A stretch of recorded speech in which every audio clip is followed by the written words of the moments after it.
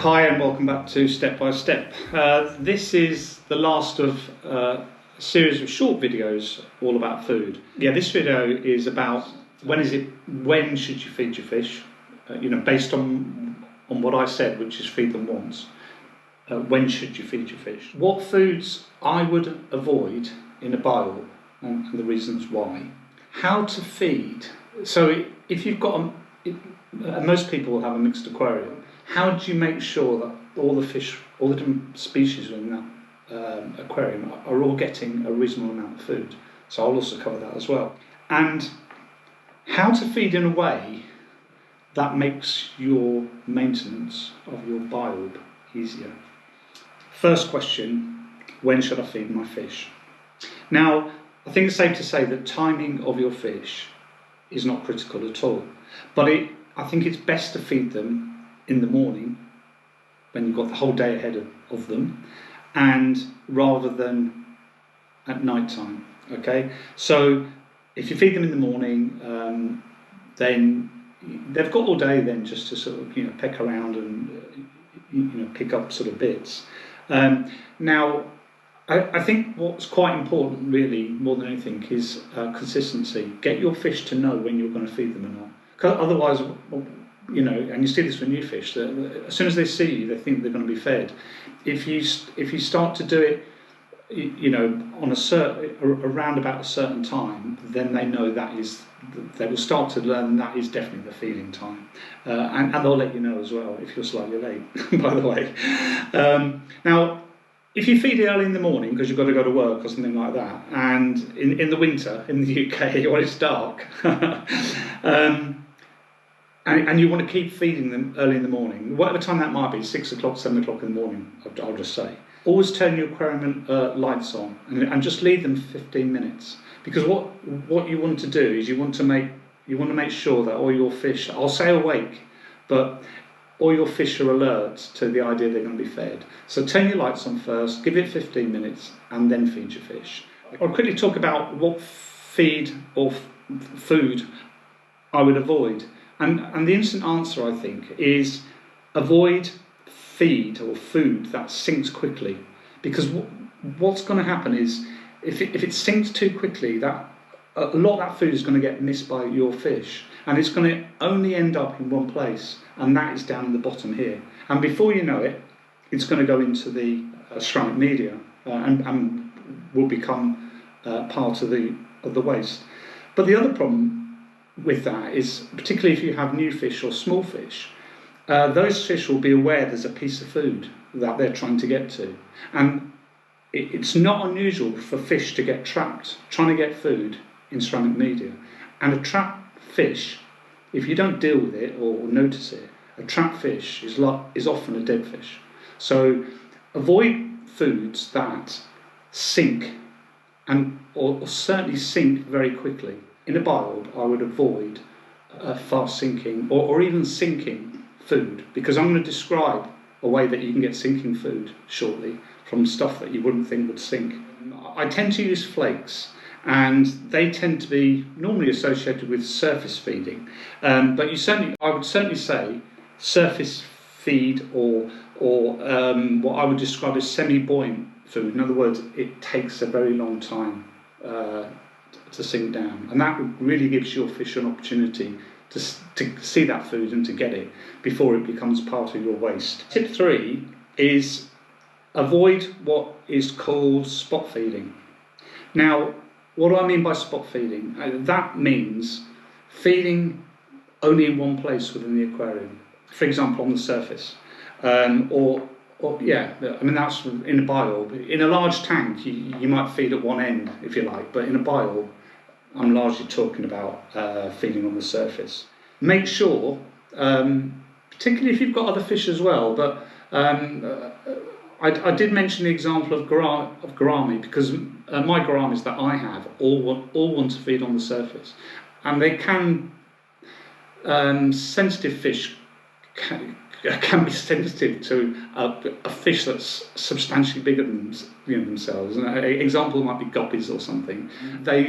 They'll tend to keep a bit out of the way. They might nip up quickly and come back down, but they're not necessarily getting their the food. So how do you do that? Okay, now here's a tip that I'm going to show you, and I'll give an example. I'll use this because it's a pale. It's likely to show up better in my on my camera. So I've got some flake here. Now, if I was to get that flake here and put it in my aquarium as a normal feed, it will only do one, or largely will only do one thing. It will be on the surface. But there is a technique that you can use to feed both on the surface, but also with the same food, get that food lower down. And it's all about dipping the food. How do I do that? My technique, I don't think I've ever read this anywhere or seen it. But anyway, I'm sure other people are maybe doing it. I haven't seen it. But so you take your normal feed, okay? So I'm gonna put this here. I'm just gonna put an amount in so that you can definitely see it. Now this is flake food that I'm going to crush just a tiny bit. Okay. Now this technique is about feeding some fish on the surface that like to be fed on the surface, but also giving some food that is good for the fish lower down. What you need to do is you need to split this food up into a rough proportion that feeds those two types of fish. Okay, this is probably a bit more than I would feed them, but I want you to see. I want you to see what I'm talking about. Here, that top portion is the food I want to feed on the surface. The other portion, this bit down here, is the feed that I want to feed the fish lower down. So again, I'm going to move my camera. Always wash your hands, just in tap water. Make sure your hands are clean, okay? Because you're going to be putting your fingers in the aquarium. You might have things on your hands that you don't want to go into the aquarium. And the other thing to mention is don't put wet fingers back into your tub and add moisture in there. So I'm going to give a surface feed. There. That's gone straight to the surface, okay? Now the other feed, I'm going to grab it in my fingers, like this, and I'm going to dip my fingers under the water, and I'm going to let go. Now what you should see is you'll see that I've got some fish are feeding at the top, because there is some food at the top, but I've also got food that's slowly, fairly slowly, sinking down. And those fish that prefer to feed at the top are feeding at the top. Those fish that actually do prefer to be down the bottom are feeding down the bottom. Now, there's something that something you'll notice maybe, is that by using this technique, what you'll see is that the food will slowly sink down, and it will reach somewhere in the aquarium, in this case around about here, then all of a sudden it will start to come back up again. So instead of sinking down to the bottom, it comes down, and then very slowly it goes back up again and starts to rise. And that really does give those mid-water feeding fish an opportunity to keep feeding in that sort of mid-water band. But the other good thing about this technique is a small proportion of that feed will go down and hit the ceramic media. Most of it will drop down, turn back round, and then go back up. And you'll see this in all your biolbs, okay? It doesn't matter what all the biolbs I have do exactly the same thing. And it just gives those fish continued opportunity to feed. So there you go. That's how I do what I call dip feeding. So surface feeding and dip feeding. I use crushed flake. Crushed flake, it doesn't matter what I get out of here, crushed flake is, it all does it. Sort of bug bites as well. And that's a really good way to, as I said, not only to feed your fish lower down, but also avoids that food going straight down into the ceramic media because it comes back up again. So, it's a really good technique for a biolb. My next tip is, I'm going to say this, be selfish, okay? And what do I mean by being selfish? With a biorb, you're in quite a unique place because all biorbs have a central bubble system that's right down the middle of that aquarium.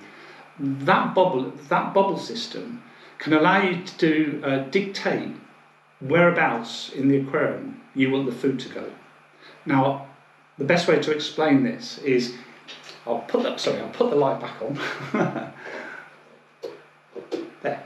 So, if you wanted the food to fall on this side, on the camera side of that bubble tube, what you need to do is you need to let go of the food on this side of the aquarium. If you feed on the other side of the bubbles, on that side, the food will go in that direction. Whether it's floating or slow sinking, it will go down the back. Now, why do I say be selfish? Well, the reason is, if you're using a vacuum, and hopefully you are using a vacuum, by dictating whereabouts in the tank the food is going to fall, and when it reaches the bottom, it's much easier to vacuum, if you like, the face of your aquarium. The front part is much easier than trying to vacuum around the back and having to maybe rotate the aquarium round. So you can dictate purely on where you put that food, where that food is going to fall, and it makes it so much easier to pick up the waste food, because you know that it's roughly in this sort of front piece. So that is another tip, and again another tip that you probably won't see anywhere else. The last thing is, and I'll give you an example actually, a real example. I had someone who emailed me and said they couldn't understand why they were having so much waste in their aquarium, and their nitrates were getting high. And I went back to him and said, well, you're feeding them too much food. So he sent me a photo of the amount of food he was feeding his fish. And it was about spot on. It was a perfect amount of food. But it had all this sort of waste sort of build-up. So, and what he was doing was, in the morning, before he went to work, early in the morning, he would feed the fish, and that's it.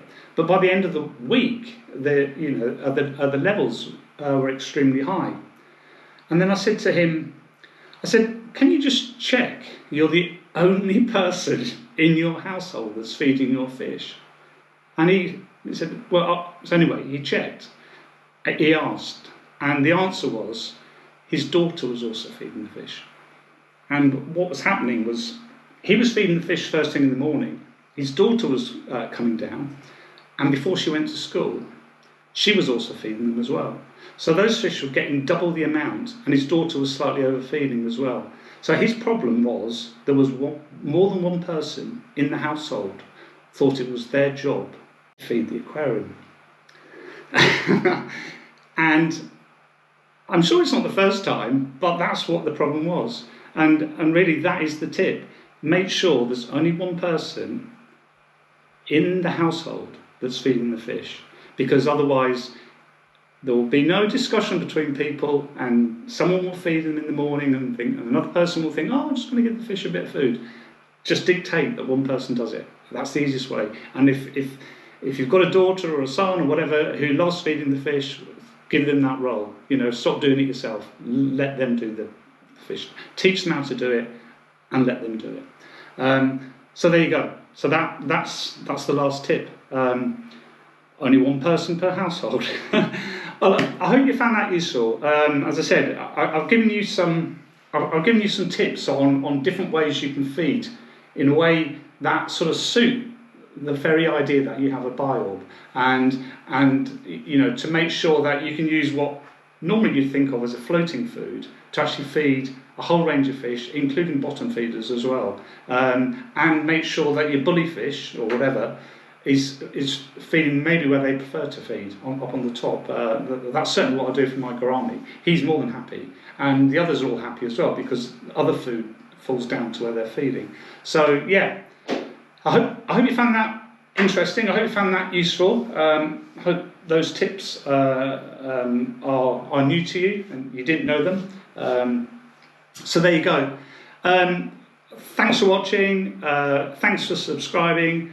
Please do give this video a thumbs up, and I will see you on the next video. All right, take care. Bye.